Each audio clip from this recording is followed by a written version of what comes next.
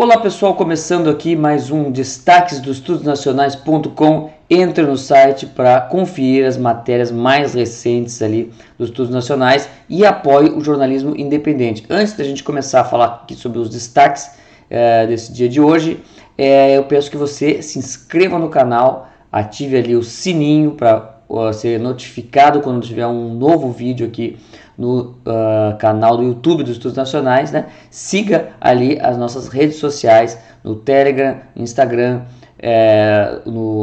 estão todos ali na descrição desse vídeo. Vamos lá então, vamos falar aqui sobre as notícias que estão aí bombando no site dos Estudos Nacionais dessa quinta-feira, e começando aqui com o relatório usa ataques a escolas para sugerir a criminalização de discurso conservador. É um longo relatório, a gente fez uma análise ali no site, você pode conferir, a gente vai falar sobre isso um pouco. Muçulmanos queimam igreja na Rússia e líder checheno liga cristãos a satanistas ocidentais, quer dizer, chamou os cristãos de satanistas, né, o muçulmano. E para quem acha que a Rússia é muito cristã, tá aí essa contradição. Muito bem, jornais admitem também o efeito psicológico das notícias e mudam a cobertura sobre os massacres. Né? A gente tem visto essa notícia aí da grande mídia por toda parte, que a gente comentou no site estudosnacionais.com. E depois tem uma reportagem aqui um pouco maior sobre o assunto. Os jornais ignoraram alertas e a cobertura da pandemia ampliou os problemas mentais, né? Quer dizer, ao mesmo tempo que eles estão aí mudando a cobertura, tá aí. Então esses são os destaques da semana do EstudosNacionais.com, dê uma olhada lá. E a gente vai comentar aqui algumas notícias que está aqui, né? A primeira delas, eu acho que é o assunto mais relevante aí, é essa questão desse relatório. Eu vou ler uns trechos aqui da matéria para que vocês vejam ali no site Estudos Nacionais e possam então ter uma ideia do que é esse relatório, o que foi essa questão aí, que tem um vídeo, depois eu sugiro um vídeo ali da comentarista ali do Twitter, a Esté Papaiano, que ela que divulgou, começou a divulgar aí, eu quero agradecer a ela também, que ela divulgou esse relatório. A gente pode fazer então essa análise do relatório, mas ela faz também uma análise muito interessante sobre o assunto, né? Trazendo ali os detalhes desse relatório e as intenções claras ali, né? Então veja o seguinte aqui, ó. O relatório é publicado em dezembro de 2022, tem 51 páginas, foi hospedado no site da ONG Campanha Nacional pela Educação. Ele busca associar o fenômeno dos ataques às escolas à questão da ascensão da direita, do discurso conservador nas redes sociais. É claro, o objetivo é, obviamente, a gente vê ali claramente pelo relatório que ele é um relatório de esquerda. Tem a lista no final, as autores do relatório. A gente vê claramente que se trata de pessoas de esquerda, intelectuais, acadêmicos, jornalistas de coletivos, ligados a coletivos, que são, como a gente sabe, financiados por fundações, são ONGs, na verdade, financiados por fundações internacionais, então recebendo dinheiro estrangeiro aí para fazer a sua militância, o seu advocacy, né, a palavra bonita que eles usam, que é o velho ativismo no judiciário, no legislativo, etc. E principalmente, é claro, na mídia, porque esse relatório ele foi descoberto ali pela Esté Papaiano justamente a partir de uma reportagem da Folha de São Paulo, ou seja, imediatamente após a tragédia que aconteceu ali, aqui, né, que é ao lado onde eu estou, em Blumenau, em Santa Catarina, depois dessa tragédia que chocou o país, né, uma coisa horrível, muita gente tentou se aproveitar dessa questão para impulsionar as suas agendas políticas. E um desses atores aí, a gente pode considerar talvez o mais poderoso, que tem mais meios de ação aí, é o próprio governo federal, que através aí dos seus apoiadores na grande mídia, nos jornais, já começou a vincular o extremismo dos ataques ali do cidadão a um discurso conservador, de direita, etc. Detalhe que o sujeito era um criminoso que estava ali, teve várias passagens pela polícia, inclusive por posse de drogas, né? mas não foi o governo conservador que defendia a descriminalização das drogas, não.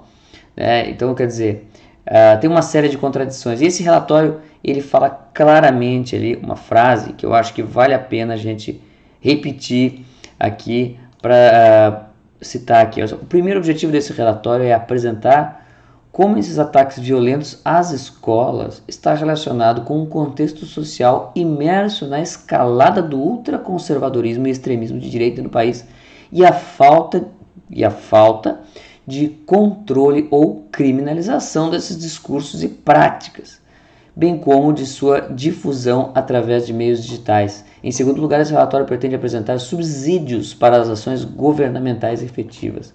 Vejam, quando eu escrevo muito a respeito disso, que não adianta ter uma população nas ruas como teve ali diversas vezes no ano passado, esse ano, a população contra o governo petista, contra a esquerda, contra a censura que está sendo imposta pelo judiciário, impulsionada pela própria imprensa. Não adianta as pessoas irem para as ruas se não tiverem os meios de ação e de explicação da realidade. Então, a grande mídia ela serve exatamente para isso. E essas ONGs financiadas internacionalmente, elas servem para dar esses subsídios. Aqui está bem admitido, essa função. É importante entender essa função dentro dessa estrutura. Eles oferecem os subsídios, a mídia vai lá, converte aquilo em um discurso mais palatável, mais verossímil através dos fatos jornalísticos, ou seja, o ataque à escola, e aí então a coisa fica muito cristalina para o político ir lá e dizer, bom, com base nesse fato, nessa explicação, a gente então fecha aqui e faz uma medida governamental de perseguição e põe todos os nossos opositores na cadeia, porque claro, todo esse contexto, o fato jornalístico, a explicação acadêmica das ONGs usada pelo jornalismo, se une então ao objetivo político partidário e político programático do PT, que é eliminar os seus opositores. Então aí, claro, fica muito fácil. E como é que eles fazem isso? Bom, eu faço aqui uma longa análise, se você for olhar, eu vou pegar um detalhe específico que eu acho que é o centro da manipulação utilizada para sacanear aqui com a democracia, dar uma rasteira na democracia e proibir de vez qualquer tipo de contraditório que questione a esquerda. O que eles fazem é vincular a questão aí do extremismo, que envolve neonazismo, grupos de todo tipo de terrorismo, que tem uma raiz aí com um pouco do efeito muito óbvio da própria esquerda ao longo do tempo, que ela vai criando na juventude uma certa confusão moral que óbvio que vai chegar ao ponto de adesão a neonazismo, adesão a todo tipo de loucura. Então, na matéria anterior de ontem, eu comentei exatamente sobre esse fenômeno. O que faz com que jovens entrem nesses jogos de apostas, por exemplo, online, que vai apostar lá que mata mais crianças? Como que isso acontece? Como é que chega nisso? Não é através do discurso conservador e discurso cristão que as pessoas chegam nisso. É através do relativismo moral. O relativismo moral que vem por ideologias como, por exemplo, a ideologia de gênero, que diz que para as crianças, já que elas podem fazer o que querem, ser o que elas querem. É óbvio que a pessoa pode ser o que ela quer, mas alguma coisa é você dizer, agora você é homem, você vai ser mulher, isso não existe. Mas quando você diz isso para as pessoas, para as crianças, você vai criando uma confusão enorme, e a esquerda vai colhendo então os frutos que o ajudam, a depois criar o bode expiatório nos seus adversários e críticos. Bom, o trecho que eu ia dizer que eu acho que resolve a questão, mostra como eles vão fazer essa sacanagem, é o seguinte aqui, ó. A preferência pelo uso do termo extremismo de direita, em vez de, por exemplo, radicalização, se dá por dois motivos.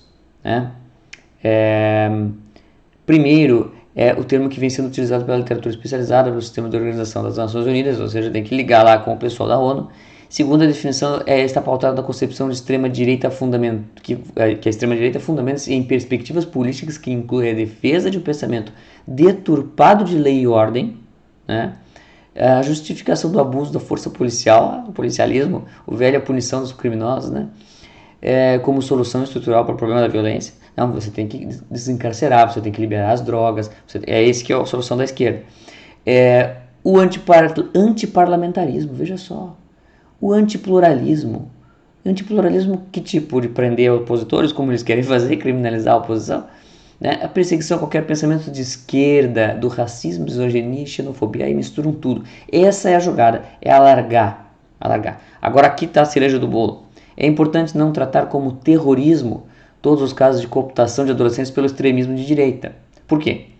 Porque ao focalizar exclusivamente na prevenção de atentados, exclui-se a possibilidade de prevenir que os adolescentes sejam cooptados por grupos e discursos de extrema-direita que não necessariamente incentivam o cometimento de atos terroristas. Ou seja, pessoal, ele está dizendo o seguinte: nós não vamos punir depois que acontece, nós vamos punir antes.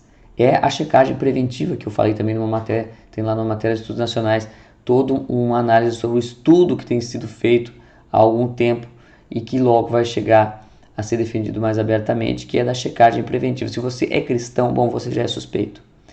Então, se você é a favor, contra o aborto, você já é suspeito. Você pode estar cooptando jovens ou você pode já ter sido cooptado e você vai causar um mal, você vai cometer um ato, até atacar uma escola, alguma coisa assim. Então essa é a ideia que eles querem emplacar. E com isso, então, essa ideia da prevenção, justamente criminalizar já de antemão e conseguir prender quem? As pessoas que têm ideias conservadoras. E por quê? Porque as ideias conservadoras incluem aí a denúncia do que a esquerda faz, como eu estou fazendo aqui, né? Então, pessoal, esse relatório tem uma longa análise, fala dos autores, sobre cada um, alguns exemplos ali, e tem o link para você ler o relatório finalmente, né, que é importante. É cada vez mais importante que as pessoas se debrucem sobre essas verdadeiras ameaças à democracia, que estão toda hora por aí sendo usadas como embasamento de notícias da grande mídia, sendo usadas por todos os ativistas da esquerda, gente que recebe dinheiro internacional para fazer isso, né, para impulsionar pautas que a população é totalmente contra, como a legalização do aborto, a legalização de todas as drogas, né, que é a pauta favorita aí do Jorge Soros, por exemplo, dono da principal fundação que financia esses ONGs, esses coletivos todos espalhados. Para que eles são financiados? Qual é a função deles? Fazer as vezes de sociedade civil organizada, né? Quer dizer, você vai lá, é preciso, todo mundo fala, né, até políticos de direita, é preciso que haja um diálogo com a sociedade. Então tá, vem aí as ONGs do Jorge Soros todas fazer aí o papel de sociedade, falar pelas pessoas. Eles que não foram eleitos, né, vão lá botar o dedo e caçar parlamentares, muitas vezes eleitos pelo povo, né, com, claro, o aval do judiciário, que também não foi eleito. Então essa é a ideia, isso que eu estou falando aqui é a ideia distorcida de lei e ordem que eles dizem que os conservadores têm, né, a ideia de que para eles a democracia tem que ser feita exatamente assim, pelas fundações bilionárias, né, que impõem então o consenso. Então vou ler, vamos ver que tem mais um trecho aqui, fala sobre quem redigiu, tem ali a lista, e no final tem o link para o vídeo da Esther Papaioanou, que fez essa análise um pouco maior ali desse documento, né? Mas nós analisamos aqui e mostramos principalmente nos estudos nacionais ali essa intenção clara, né, como que ela se apresenta. Por exemplo, o relatório traz ali algumas teorias conspiratórias da esquerda, como por exemplo a ideia de que o impeachment da Dilma em 2016 foi um golpe, uma tese, uma crença da esquerda que você já vê ali que é realmente a esquerda que está falando, né? Assim, além da prisão supostamente política e ilegal do Lula. Então, e para eles toda essa escala de violência que desemboca aí nas invasões e ataques, massacres em escolas, começou com o golpe que derrubou a Dilma. É uma maravilha? Agora, por que isso é tão importante? Por que isso é central? Esse relatório saiu na Folha de São Paulo, que é, enfim, o principal jornal aí da esquerda, mas na verdade isso já estava aparecendo desde que aconteceu aí a tragédia, da boca de, por exemplo, do setor político, do Randolph Rodrigues, do próprio ministro Flávio Dino, etc. Então isso quer dizer que esse relatório ele vai servir provavelmente para entrar ali no projeto de regulação das redes sociais, que agora vai ganhar uma feição mais policial, né? E já está sendo dito na imprensa, por exemplo, que medidas de segurança nas escolas não vão funcionar tão bem, não vão dar a segurança necessária. Por quê? porque é preciso monitorar as suas ideias, porque elas é que são perigosas. E isso vai entrar então na regulação, veio em boa hora, né? Veio em boa hora, exatamente na hora que o governo queria, para embasar, assim como o 8 de janeiro aconteceu em boa hora, para fundamentar e dar força aos projetos de regulação das redes sociais, que, como eu expliquei, quem lê estudos nacionais sabe, esse projeto está ligado a um longo debate de regulamentação, ou melhor, de democratização da comunicação, que tem toda uma base que é de esquerda e que é dominada, o debate longamente dominado pela esquerda. Então não tem como. Quando a coisa aparece nas notícias, pessoal, quando a coisa acontece nos jornais, aparece, já não dá mais para mudar. Entendeu? É apagar incêndio, você opinar contra. O máximo que você pode fazer é explicar o contexto, que é o que eu tento fazer aqui. Agora, modificar o andamento é muito difícil. Depende aí da complexidade da realidade e não necessariamente das ações. Para conter isso aí, o que dá para fazer é atrasar o processo. Mas o importante é que as pessoas estejam orientadas sobre o que está acontecendo e cada vez mais leiam os estudos para entender e para tentar ali combater talvez esses estudos e não a coisa quando acontece já na mídia, porque eles já estão com o teclado pronto para descrever os fatos que acontecem na realidade conforme esses estudos, essas pesquisas, esses relatórios, essas ONGs, esses organismos internacionais e toda essa estrutura pesada. E vocês vejam, a coisa aparece como um relatório, vai para a imprensa, mas na verdade ele veio para ser incluído no projeto de regulação das redes sociais para perseguir as vozes da oposição política do governo. Um outro assunto aí que está ali no conteúdo dos estudos nacionais é justamente sobre a mudança da cobertura dos jornais sobre a questão dos massacres. Então agora eles não vão mais dar o nome dos criminosos, os dados, a foto, o que é uma coisa muito positiva.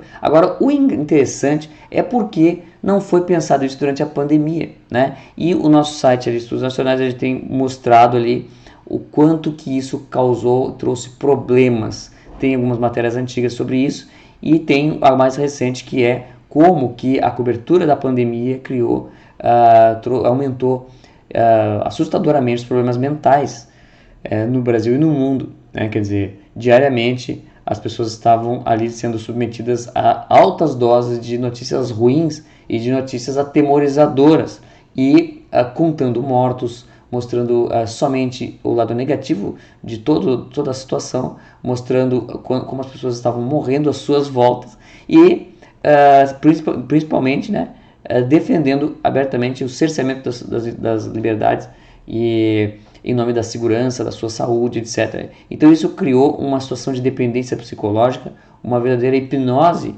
né, social, como eu falei também em um outro texto, que a gente tratou ali um pouco sobre isso, mostrando alguns dados sobre o aumento dos problemas mentais da pandemia e os danos psicológicos, psiquiátricos, principalmente em idosos e crianças, né? As crianças aí ficaram fora da escola, as crianças e adolescentes foram ficando cada vez mais ligados em celulares, mais antissociais, e hoje, talvez coincidentemente, a gente esteja vendo esse problema nas escolas, esses jovens, né? Esse último que tinha 28 anos já era um adulto, um criminoso, mas quantos jovens, né, como o ataque de Suzano e outros que eram gente mais jovem, estavam ligados a jogos de apostas, jogos de desafios, coisas que o adolescente recorre quando, primeiro, ele é criado em frente às telas, com um celular que se dá na mão para que ele não incomode, ou quando, por exemplo, ele justamente depois de uma infância assim, né, sendo deixado de lado e jogado à tecnologia e ao computador, à internet e tal, ele busca se identificar com certos grupos, que a adolescência é justamente esse momento, e, claro, saído justamente de uma escola em que retira dele a possibilidade de alcançar ou de descobrir a verdadeira identidade através da ideologia de gênero, que propõe nada mais, nada menos que dissolver qualquer possibilidade de identidade, de alcance, de conquista da identidade, né? Então, quer dizer, o jovem sem identidade, ele busca, o jovem ele tem um período em que ele está buscando identidade. E é justamente o período do bullying, o período da participação de grupos, que ele tenta fazer de tudo para fazer parte de certos grupos. Então, quando ele sai de uma escola que diz para ele que ele não pode, não é menino nem menina, ele não tem essa, ele já é amputado dessa parte básica da identidade, da conquista da identidade. Então ele já fica no ar. E aí, claro, os grupos oferecem para ele desafios para fazer parte, tudo ele quer fazer parte de alguma coisa. Então é muito fácil de compreender como que isso chegou nesse ponto. E é interessante entender justamente o absurdo que é culpar discursos conservadores, discursos cristãos, né, quando você tem aí um problema se alastrando há várias décadas, impulsionado por agendas aí internacionais, como a teoria a ideologia de gênero, que vai sendo imposta nas escolas, e quem discorda, né, também perseguido, né? Aí a gente vê toda essa situação e vitimando todo mundo, né? Na semana passada teve o caso daquela moça que era transgênero, né? Ela queria ser menino, ela atirou lá em Nashville, nos Estados Unidos. Ela entrou atirando em uma escola porque ela queria que os coleguinhas a chamassem pelo pronome masculino. É isso. Esse foi o motivo principal, né? E aí você vai dizer o quê? Quer dizer, e aí você vê também uma notícia que saiu também no Brasil Sem Medo, que é a questão o problema de uma loja online virtual lá que tinha artigos como bandeira LGBT com fuzil, ou seja, defendendo já a violência e a agressão contra a sociedade, que, claro, todos os dias na escola, na mídia, em toda parte, é pintada a família e a sociedade como opressor, como agressor potencial, estuprador, etc, etc. Então, essa é a situação que nós estamos vendo. É muito fácil agora para a esquerda querer culpar a direita. É muito fácil quando a sociedade toda está vitimizada e, na verdade, coagida já pelo discurso hegemônico da esquerda, do relativismo cultural há várias décadas já. Então, é isso, pessoal. Peço a todos que se inscrevam aqui no canal, acessem o site Estudos Nacionais e ali tem várias opções de apoio ao site Estudos Nacionais. É um site que trabalha voluntariamente aqui, sem o apoio de grandes fundações, né? E também não oferece conteúdo fechado para assinantes. É tudo aberto, pessoal. Então, valorizem essa iniciativa e ajudem financiando de alguma forma. Tem ali links para doação, como você achar melhor fazer. Certo, pessoal? Então é isso. Estudos Nacionais, destaques aí do dia. Fica por aqui. Até mais.